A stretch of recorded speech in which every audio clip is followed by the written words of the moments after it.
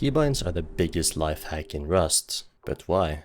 Because they're one of the most underrated features of the game, and many players don't even realize just how powerful they can be. Nearly every action in Rust can be made into a keybind through the F1 console, and by the end of this video, you'll know how to make any keybind you want. Later in the video, I'll show some of the most useful keybinds you can use. Let's start with how to actually set up keybinds.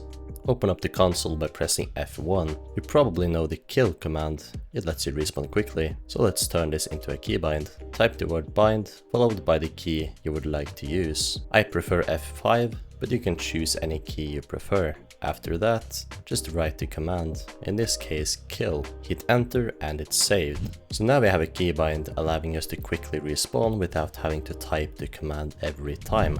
And if you're worried about hitting it by accident, you can make the keybind require multiple keys. Just put them in brackets and separate them with a plus sign, like the example on screen. Now we need to hold down left shift while pressing F5 in order to run the command.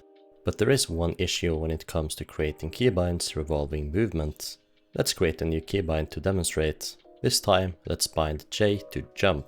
You've probably guessed what will happen when I press the key, I jump, but it only works once, pressing it again does nothing. But why is that? This is because by default, when you toggle movement by using a command like jump, it will act as if the key remains to be held down, even if we only tapped it. It's like pressing a key that's stuck down. However, this is pretty easy to fix. All we have to do is add a plus sign before the command, like the example on screen. The plus sign makes it so a command will only run as long as said key is pressed down. This is also useful if you would like a key to zoom in on your screen, only when a key is being held down.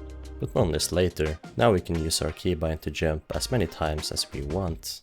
To summarize, add a plus sign if you want the command to only be executed when a key is being held down, but don't if you want the command to keep running, like an auto mine keybind. So what if we want one key to do multiple things?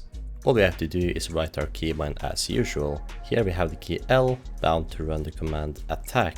We then add a semicolon followed by our next command, for example duck.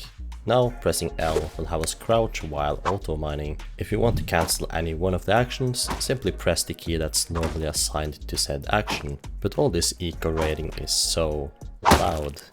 Did you know you can make a keybind that cycles between different commands? Just add a tilde before writing your commands. Separate your commands with a semicolon like previously mentioned. Each time you press this keybind, it will cycle to the next command. In this example, it will cycle between different audio levels. That way, you avoid using multiple keys when all you need is one. When writing your own keybinds, check out this chart containing a majority of key names.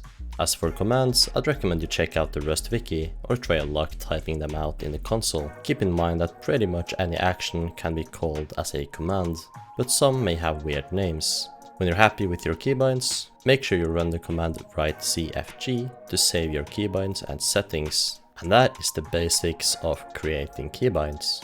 But we can do a lot more. The following part gets complicated, so feel free to check out the templates in the description. So what about the previously mentioned zoom keybind? The proper way to do this looks something like this, but there's a much simpler way. All we have to do is write our keybind with two separate actions. In this case, changing our FOV to 90 and 70. The first command is what should run when the key is not being held, while the second command is what should run while you hold it down. As of now, pressing the key will simply run both commands, resulting in the last command taking priority. But by adding a plus behind the first command, it will now reset the first command when released. Looks counterintuitive, but it works. We can also cycle groups of commands by using the meta command. Not that relevant for regular gameplay, so I won't explain it further, but there's a template in the description if you're interested. So now that we know how to make our own keybinds, let's check out some useful ones. The following keybinds and more will be in the video description. As previously mentioned, the kill keybind.